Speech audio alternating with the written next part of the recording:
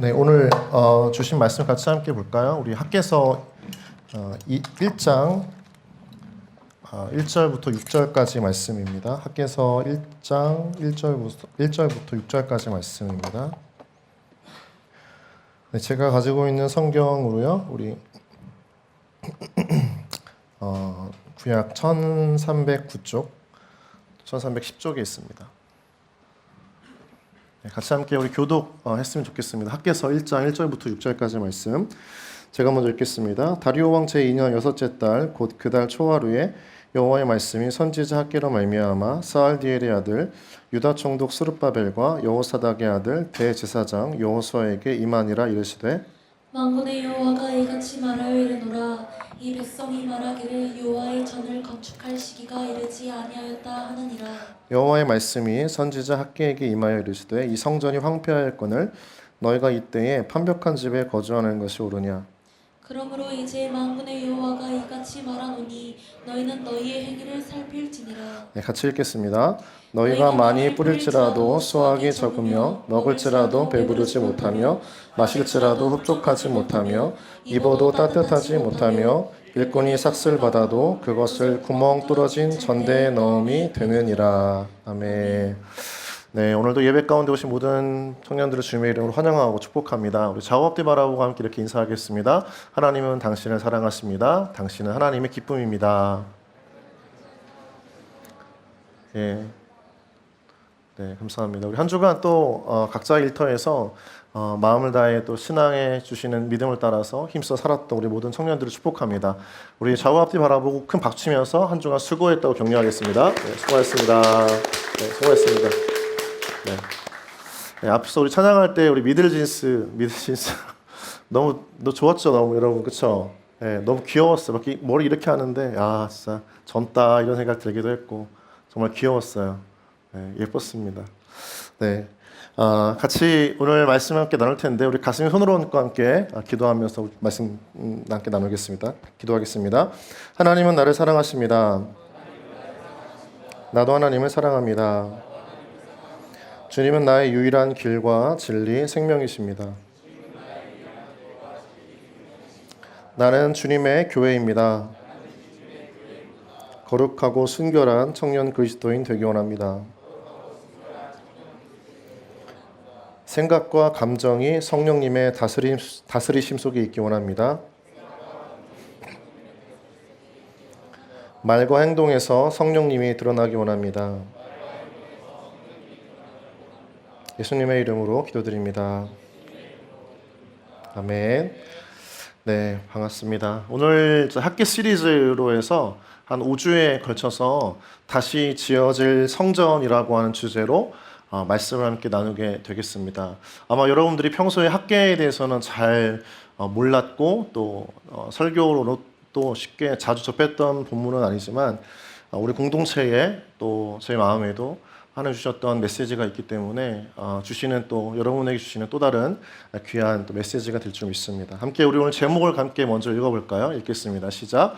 너의 행위를 돌아보라. 너의 행위를 돌아보라.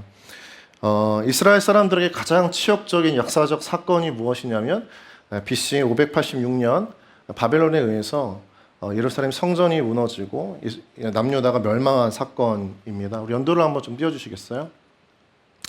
수많은 이스라엘 사람들이 포로로 끌려갔고요. 남유다는 멸망을 하게 됩니다. 그런데 이제 BC 538년 포로 5만 명이 이스라엘로 이제 귀환을 하게 되죠. 페르시아 왕 고레스에 의해서 귀환 명령이 떨어집니다. 그리고 BC 536년에는 이스라엘 민족이 그토록 원했던 성전 재건을 이제 허락받게 되죠. 포로 귀환이라고 하는 감격과 기쁨 속에 예루살렘으로 돌아왔던 유다 그들을 맞이했던 것은 무엇이냐면 사실은 거대한 폐허더미였습니다. 무너진 지 50년이 지난 그 성전, 누구 하나 손대지 못했고 여전히 그대로 무너진 채 황폐하게 있었던 그 성전을 보면서 얼마나 마음이 아팠을까 한번 상상을 해보면 좋겠어요. 성전 재건의 허락을 받았습니다. 성전 재건이라고 하는 것은 단순히 벽돌을 쌓아서 건물을 짓는 것의 의미를 가지고 있지 않습니다. 이스라엘 백성들에게 성전은 곧 예배의 회복이었고요. 예배의 회복은 곧 이스라엘 공동체의 영적 정체성을 바로잡는 회복이었습니다. 그것을 알리는 신호탄이 바로 성전의 회복이었던 거죠. 그런데 많은 백성이 성전 재건을 허락받고 이스라엘로 돌아왔지만 많은 이스라엘 백성들은 성전 재건을 뒤로 한 채 자기의 삶에 빠져 있게 되는 것들을 보게 됩니다. 자기의 집을 짓고 농사를 지으면서 성전 짓는 일을 등한시하고 잊어버리기까지 했던 거죠. 이러한 상황에서 하나님은 선지자 학계를 다시 불러들이셔서 그로 하여금 이스라엘 백성들에게 성전 재건을 촉구하시는 내용이 바로 학계서의 주된 내용입니다. 2장이라고 하는 아주 짧은 장 안에 담겨져 있는 다시 성전 재건에 대한 하나님의 열정이 오늘 본문 통해서 우리 가운데 전달되어질 것인데요. 오늘 말씀을 통해서 우리 공동체 안에 또 한국교회 안에 너무나 많이 무너진 것들이 참 많습니다. 특별히 우리 공동체만이 아니라 주위에 있는 많은 교회들, 공동체들이 코로나를 지나면서 영적인 순수함을 잃어버리고 하나님에 대한 열정을 상실한 채 여전히 폐허처럼 변해져 버려 있는 예배의 모습들을 참 많이 보게 됩니다. 우리 안에도 그런 모습들이 있을 수도 있겠죠. 오늘 말씀을 통해서 하나님께 다시 회복시키시길 원하시는 공동체가 무엇인가, 또 우리 삶에 다시 포커스를 잡아야 할 삶의 우선순위가 무엇인지를 발견하고 그 은혜가 우리 가운데 임하는 시간 되었으면 좋겠습니다. 말씀을 들어가면서 삶의 우선순위가 바뀌어져 버린 이스라엘 백성들을 보게 됩니다. 성전 재건을 위해 포로로 살았던 그들이 귀환을 했지만 정작 그들은 오히려 자신의 삶에 몰두하는 현실을 마주하게 되었습니다. 그런데 문제는 무엇이냐면 이스라엘 백성들만의 문제가 아니라 그들을 지도하고 섬겼던 영적 지도자들의 나태함이 먼저 있었다는 것이죠. 함께 1절 말씀 같이 함께 읽겠습니다. 시작. 다리오 왕 제2년 여섯째 달 곧 그 달 초하루에 여호와의 말씀이 선지자 학계로 말미암아 스알디엘의 아들 유다 총독 스룹바벨과 여호사닥의 아들 대제사장 여호수에게 임하니라. 이르시되 선지자 학계를 통해서 두 인물에게 하나님의 말씀이 전달되어집니다. 한 사람은 스룹바벨입니다. 또 다른 한 사람은 여호수아입니다. 스룹바벨은 행정적 정치적 리더입니다. 유다의 총독이었습니다. 그리고 여호수아는 대제사장입니다. 영적 리더였습니다. 그러니까 하나님의 말씀이 가장 먼저 자기의 삶에 몰두하고 있었던 이스라엘 백성들을 향해 가지 않고 그들을 이끌고 독려하면서 성전 재건에 그들의 참여를 이끌어야 했던 그 영적 지도자 두 사람에게 먼저 책망의 말씀이 임하게 되는 것들을 보게 됩니다. 두 사람에게 책임은 있었습니다. 유다 백성들이 귀환했습니다. 그들의 한 마음을 모아서 그들의 분주해진 마음을 하나님께로 돌이켜서 무너졌던 성전을 재건하기 위한 이 비전에 삶을 드릴 수 있도록 두 사람은 독려하고 깨우치면서 그들을 인도해야 했지만 그들은 전혀 그 책임을 다하지 않았던 것들을 보게 되는 거죠. 여러분, 하나님께서는 공동체를 바꾸시고 변화시키실 때 가장 먼저 공동체의 질서를 따라 움직이시는 하나님이십니다. 하나님께서는 권위를 위임하셔서 공동체를 이끌어갈 리더들을 세우시죠. 목회자, 또 셀직이, 사역 팀장, 임원들입니다. 이들을 리더라고 합니다. 리더는 군대로 비유하면 병사가 아닙니다. 군대로 비유하면 그들은 장교입니다. 장교는 생각과 말과 행동에서 병사들과 달라야 합니다. 소명이 있어야 되고 투철한 하나님을 향한 열정이 있어야 됩니다. 그런데 오늘 두 사람은 그것을 잃어버리는 것이죠. 공동체의 영적 상태를 진단해야 했지만 무감각해져 있던 것들을 보게 됩니다. 이 공동체가 이스라엘 민족이 어떻게 하나님 앞에 바로 세워져야 하는가 고민하고 지혜를 모으고 하나님 앞에 가장 먼저 엎드려서 은혜를 구해야 했던 그 두 사람이 오히려 하나님의 그 소명과 비전에서 멀어졌던 것들을 보게 됩니다. 민감함을 잃어버렸습니다. 영적 긴장감을 잃어버린 리더에게서 성령님의 인도하심을 전혀 캐치하지 못하는 무감각한 모습들을 보게 됩니다. 리더였던 스룹바벨과 여호수아는 잠들어 있었던 이스라엘 백성들을 깨우치고 그들을 독려하고 삶의 방향성을 바로 세워서 하나님께서 허락하신 그 이스라엘 민족의 위대한 명령, 그 성전 건축에 힘을 쏟도록 해야 했던 것입니다. 그런데 오히려 두 사람은요, 방관했습니다. 내버려 두었습니다. 그리고 그것을 게을리했던 것들을 보게 됩니다. 아마 이 두 사람도 포로 귀환과 함께 이 유다 땅에 이스라엘 땅에 돌아왔기 때문에 처음에는 하나님에 대한 소명과 비전 의식으로 꽉 차 있었을 겁니다. 어떤 영적 흥분과 감격 속에서 하나님께서 이 비전을 이루어야겠다라고 하는 그 뜨거운 마음이 가득했을 것입니다. 그런데 막상 돌아와 마주한 그 예루살렘의 현실을 보니까 너무나 벅찬 일이라고 생각했습니다. 폐허가 되었던 것이죠. 그들을 도와서 함께할 동역자가 필요했지만 아무도 없었습니다. 성전을 지어야 할 재료가 필요했지만 누구도 헌신하지 않았습니다. 누구도 플로잉하지 않았습니다. 그리고 그것을 전체를 이끌어갈 마스터 플랜도 없었습니다. 그 폐허 더미를 바라보고 있으니까 앞으로 해야 할 일만 생각했습니다. 비전으로 돌아왔지만 그들의 마음가운데 닥쳐왔던 것은 이 일을 어떻게 해야 하나라고 하는 절망감과 자괴감이 들었습니다. 처음에는 독려했지만 사람들의 반응이 시큰둥했습니다. 공동체를 세우자, 성전을 재건하자, 하나님께서 우리를 이렇게 보내셨다라고 하는 비전의 의식을 고취시켰지만 사람들은 동요하지 않았습니다. 사람들은 마음을 다하지 않았습니다. 점점 힘에 붙여갔던 것들을 보게 됩니다. 두 가지 어려움이 있었습니다. 하나는 외부의 박해였습니다. 이 성전 재건을 방해하는 사마리아인들의 무리가 있었어요. 끊임없이 이 이스라엘 사람들을 향해 모함하고 핍박하면서 그 계획을 무너뜨리려고 했었던 사마리아인들이 있었습니다. 또 하나는 포로로 돌아온 자들과 이 땅에 남아서 믿음의 신앙을 저버렸던 사람들의 갈등이 있었습니다. 이방 땅에서 믿음을 순수하게 지키며 목숨을 내걸었던 포로가 되었던 사람들이 있었던 반면에 이 땅에 남아서 오히려 포로가 되지는 않았지만 오히려 타락한 신앙 때문에 하나님을 떠났던 사람들의 갈등이 있었습니다. 용서하지 못했고 화합하지 못했습니다. 그러다 보니까 한 마음을 모으기가 어려웠던 것들을 보게 됩니다. 거룩한 사명과 비전은 있었지만 그 비전과 사명을 이루어가는 과정에서 닥쳐오게 되었던 험난한 과정을 이겨내고 감당할 인내심이 부족했습니다. 여러분, 하나님께서 여러분 삶 가운데 비전과 사명을 주실 때 잘 기억하십시오. 그 과정 속에 험난함이 있다는 것을 잊지 마시기 바랍니다. 그것을 이겨낼 수 있는 인내심이 우리 가운데 필요한 것이지 우리 안에 필요한 것은 세상적 지혜가 아닙니다. 물질이 아닙니다. 비전만 주어진다면 그것을 감당할 인내심 우리가 구하며 나아갈 때 하나님께서는 반드시 우리의 삶에 여러분의 인생 가운데 일하시는 하나님이신 줄 믿으시기 바랍니다. 유다 백성들은 성전 건축에 대한 마음을 접었습니다.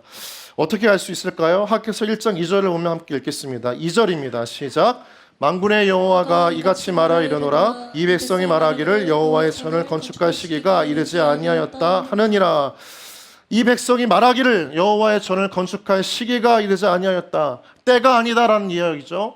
여러분, 그런데 착각이었습니다. 이들은 잘못된 판단을 하고 있습니다. 왜냐하면 하나님께서 바벨론 왕 고레스를 통해서 이스라엘 백성들을 귀환시킨 것 이유가 그들에게 성전을 재건하기 위한 목적 때문이었던 거예요. 돌아온 이유가 무엇입니까? 다시 보내신 이유가 무엇입니까? 무너졌던 예루살렘과 그 성전을 회복하기 위한 하나님의 이끄심이었습니다. 그런데 이들의 마음 가운데에는 유다 백성들 마음 안에는 막상 그 일을 하려고 하자 앞에 황폐해졌던 성전, 막막한 현실 앞에 마음이 무너졌던 거예요. 환경을 보니까 너무나 어려웠던 것입니다. 그래서 어떻게 판단합니까? 하나님의 때가 아니구나 라고 판단을 하는 거죠. 오판입니다. 잘못된 착각입니다. 여러분, 우리가 하나님의 일을 할 때에 반드시 있는 것이 있습니다. 환경적 어려움입니다. 상황적인 고난입니다. 여러분, 우리 가운데 이것을 피하려는 마음이 있어서는 안 됩니다. 이것으로 인해서 하나님의 때가 아니다라고 착각하고 오판해서도 안 됩니다. 하나님의 비전을 이루기 위해서는 반드시 있는 것, 그게 바로 환경적 어려움과 상황적 고난입니다. 어려움이 있으면 하나님의 때가 아니구나, 하나님 인도하시는 길이 아니구나. 여러분, 그것은 잘못된 생각입니다. 요셉의 이야기를 한번 보십시오. 그가 노예로 팔려고 한 후 애굽의 총리가 되기까지 하나님은 계속 형통을 말씀하셨습니다. 여러분, 그런데 형통은 모든 일이 잘 되는 것을 뜻하는 것이 아닙니다. 히브리어의 원어를 보면 찰라흐라고 하는 단어죠. 어떤 뜻이 있습니까? 극복하다, 건너다, 돌파하다의 의미가 있습니다. 하나님께서 요셉에게 비전을 주셨지만, 요셉을 향한 비전이 있었지만 그 비전을 이루기까지 수많은 난관과 어려움을 극복하고 돌파하고 건너야 할 삶의 어려움이 있었습니다. 중요한 것은 무엇입니까? 그 모든 여정에 하나님이 함께 하신다는 것입니다. 여러분, 우리가 이것을 믿음으로 취할 때, 믿음으로 받아들일 때 우리 안에 내가 넘어서지 못했던 그 인생의 담을 넘어가는 은혜가 있기를 주님의 이름으로 축복합니다. 믿음이 필요한 겁니다. 고난을 받아들이되 그 고난을 이겨내게 하시는 분이 하나님이시다. 하나님과 함께하면 찰나흐 건너고 극복하고 돌파할 수 있다라고 하는 그 믿음의 영성이 오늘날 우리에게, 오늘날 한국교회 공동체 안에 필요한 줄 믿습니다. 유다 백성들은 문제가 터집니다. 환경이 돕지 않자, 열악해지자 쉽사리 포기하겠다는 생각을 먼저 하게 되는 거죠. 상황과 환경 앞에 가장 먼저 무기력해졌던 이스라엘 백성들을 보게 됩니다. 그리고 어떤 일이 일어났을까요? 15년 동안 성전 건축을 중단합니다.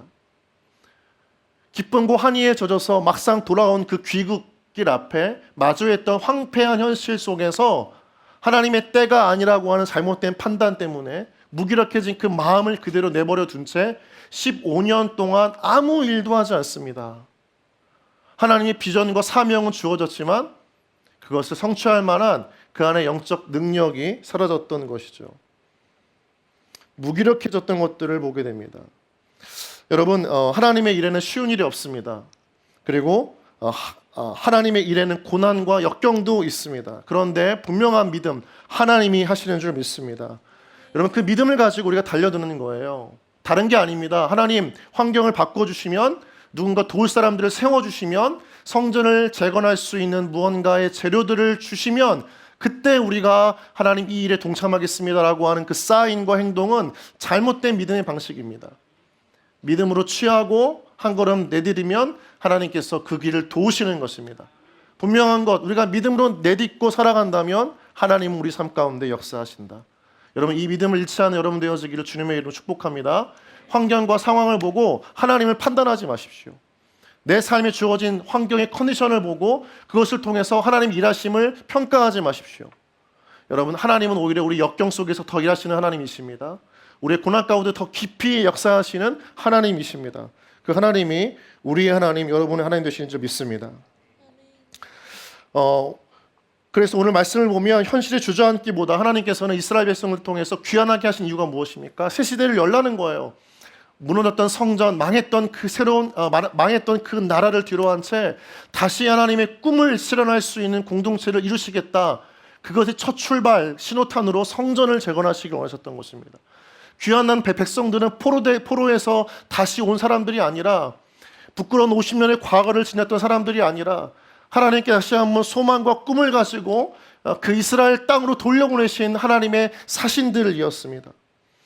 여러분, 우리 공동체 안에도 하나님께서 우리를 무언가 삶의 자리로 다시 돌아가게 하실 일이 있습니다. 척박한 현실, 어려운 삶, 마주하면 부끄럽고 괴로운 그 삶의 현실 속에 우리를 보내신다면 여러분, 그것은 우리로 하여금 절망하기 위해서가 아니라 우리를 통하여 새로운 삶을 열어가시기를 원하시는 하나님의 메시지가 있는 줄 믿습니다. 피하고 싶었던 그 자리가 있다면, 마주하고 싶지 않았던 그 삶의 현실이 있다면, 다시 그 자리를 마주해야 한다면 여러분 마음 가운데 믿음으로 선포하십시오. 하나님께서 나를 통해 하실 일이 있구나라고 하는 그 믿음이 여러분 가운데 있기를 주님의 이름으로 축복합니다. 성전 재건의 사명을 잃어버렸습니다. 유다 백성들은 그것을 잃어버려요. 그리고 나서 그들이 몰두했던 것은 공동체의 비전이 아닙니다. 하나님의 뜻도 아닙니다. 하나님의 마음도 아닙니다. 어떻게 그들의 삶의 방향과 에너지와 시간이 맞춰졌을까요? 자기의 일에 맞춰주기 시작했습니다. 자기의 일에 몰두하기 시작합니다. 우리 3절과 4절 말씀 함께 읽겠습니다. 시작. 여호와의 말씀이 선지자 학개에게 임하여 이르시되 이 성전이 황폐하였거늘 너희가 이때 판벽한 집에 거주하는 것이 옳으냐. 이때는요 중요한 타이밍입니다. 앞서서 이야기했던 사마리아인들의 방해 공작으로 성전 건축이 중단되어졌던 시기입니다. 사마리아인들은요 북쪽에 남아있었던 이스라엘 자손들과 섞인 혼혈 민족입니다. 이들도 이들의 귀환을 반기면서 성전 재건에 동참하겠다고 제안을 합니다. 그런데 이스라엘 백성들이 거부합니다. 혼혈 민족입니다. 이방인입니다. 거룩에서 부정하게 바뀌어진 사람들입니다. 이들과 만지는 것, 함께하는 것, 어떤 것도 허용되지 않았던 그 시대의 문화 속에서 이스라엘 백성들을 거부합니다. 이에 분노와 모멸감을 느낀 사마리아인들이 이들의 성전 재건을 방해하기 시작합니다. 결국 아닥사스다 왕은 성전 건축을 금지하는 조서를 내리고 중단하게 되었던 것입니다. 다리오 왕 2년에 되기까지, 오늘 학개가 등장하는 이 시기까지 16년 동안 성전 재건은 멈추어 있게 됩니다. 그런데 때마침 그런 조서가 내리자 하나님의 비전과 공동체의 회복에 대한 아무런 관심도 없고 마음을 쓰기 싫어했던 이스라엘 백성들은 이때다 싶었던 거죠. 잘 됐다라고 합니다. 관심을 두기 싫었고 열정을 쏟기 싫었고 시간을 내는 것이 허비하는 것이다, 낭비하는 것이다 생각했던 이스라엘 백성들은 손을 놓고 자기의 생활에 몰두하기 시작합니다. 내가 잘 되어야 되는 것 아닌가? 내 직장이, 내 가정이, 내 삶이 먼저 평안해야 그 다음에 공동체가 생기는 것 아닌가라고 하는 인본주의적 신앙생활을 하기 시작합니다. 4절을 보면요, 어떻게 할 수 있습니까? 4절을 보면 두 가지 대조가 되는 상황이 나옵니다. 성전은 황폐해져 있습니다. 반대로 이스라엘 백성들의 집은 판벽한 집에 거주하고 있습니다. 판벽한 집이라고 하는 것은 히브리어 사판이라고 하는 단어인데요, 보통 구약에서 성전이나 왕궁을 건축할 때 쓰였던 용어입니다. 그러니까 성전은 무너져 있는 채로 있지만 이들의 집은 어때요? 너무나 아름답고 완벽하게 보호되어져 있고 갖추어져 있는 집이 되었던 것이고, 그 집에서 안락한 삶을 누리고 있었다는 거죠. 하나님은 책망하시는 겁니다. 공동체가 무너져도, 이스라엘이 예루살렘이 무너져도, 성전이 회파되어진 채로 방치되어 있어도 그저 너희들의 집만 잘 되면 되는 것이냐라고 이스라엘 백성들에게 책망하시는 거죠. 성전의 황폐함과 함께 극명하게 대조되어지는 부분이 바로 이스라엘의 집이었습니다. 그들의 각자의 집은 너무나 아름답게 꾸며져 있었습니다. 하나님의 성전은 돌무더기 가운데 폐허가 되어져 있습니다. 거미줄이 가득합니다. 황폐하기 그지없습니다. 그런데 이스라엘 사람들은 그런 생각을 하는 거예요. 내 집에 캔들 워머 뭘 가져다 놓을까?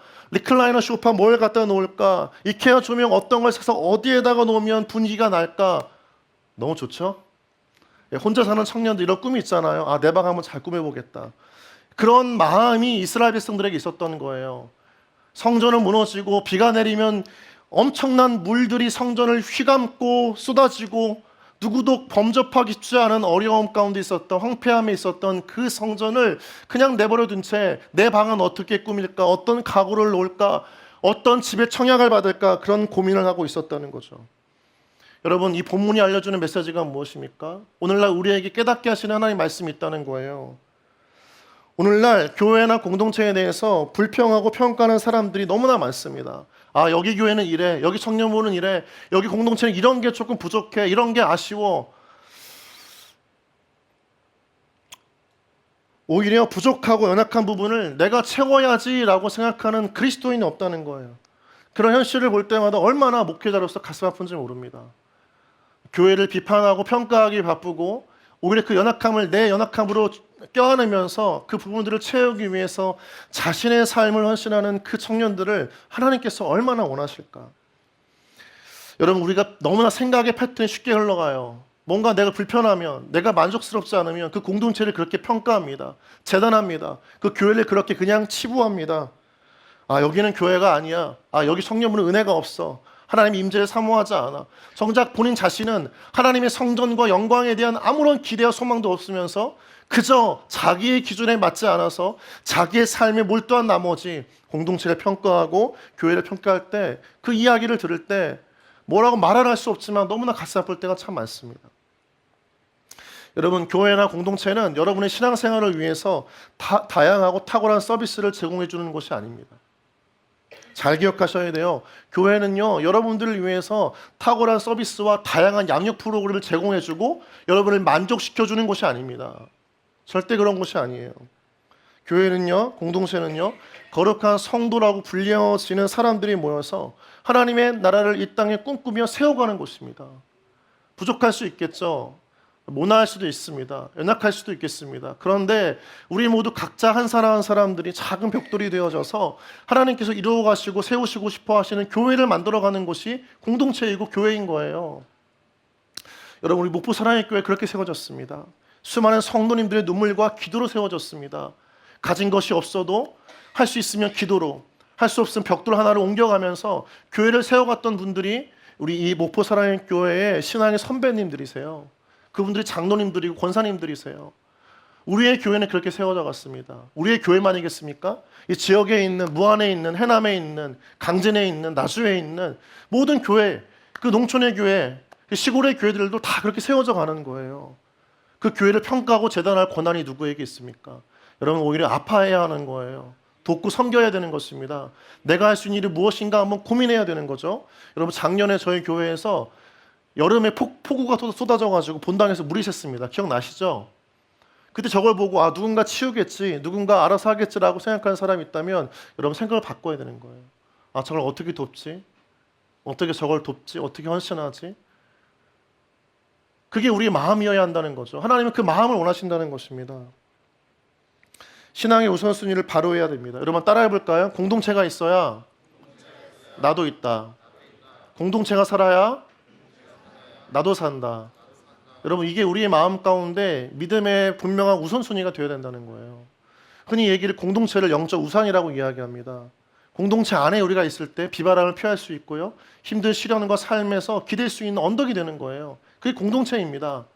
여러분 하나님께서 하나님의 역사와 스토리 속에서 한 개인을 통해서 공동체를 변화시켜 가시지 않습니다.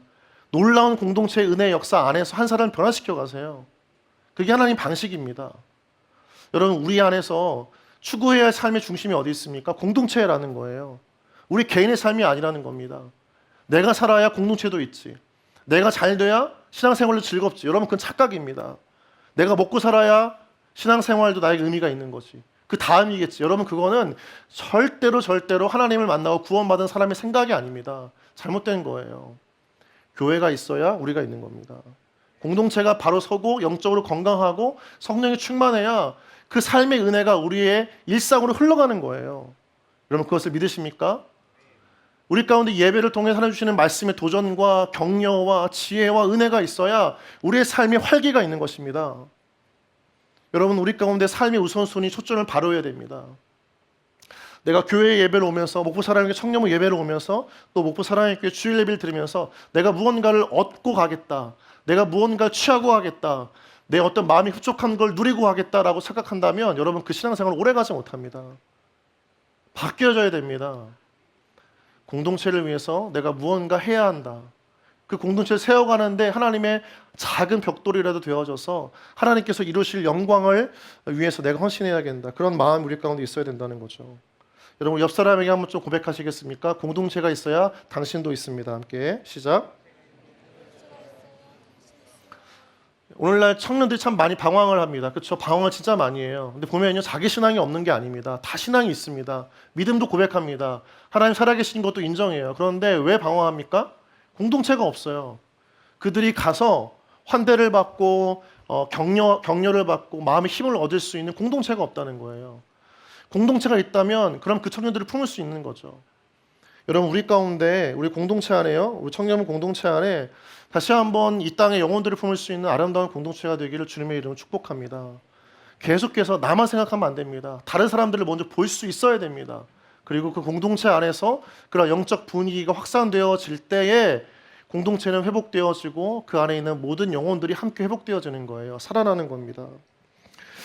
더 나아가서 공동체가 나에게 무엇을 해줄 것인가 평가하기보다 내가 공동체를 위해서 무엇을 할 수 있을까 생각의 전환이 필요한 거죠. 다양한 은사가 있습니다.